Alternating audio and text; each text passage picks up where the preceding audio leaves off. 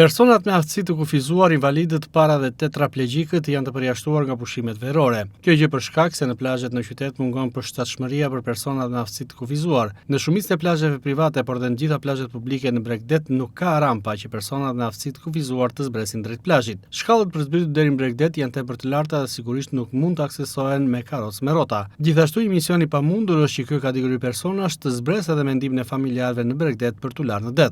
Edhe këtë sezon veror në qytetin Bregdetar të Vlorës vihet re një problematik e cila është e mbartur ndër vite.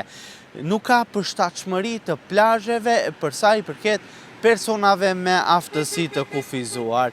Unë ndodhem në zonën e Lungomares, në një prej zonave më të frekuentuara të qytetit të Vlorës dhe siç mund ta ndiqni edhe nga pamjet, shkallët janë tepër të larta për të zbritur drejt plazheve dhe më pas për mos të folur deri në futjen në det që për ta persona është një mision i pamundur.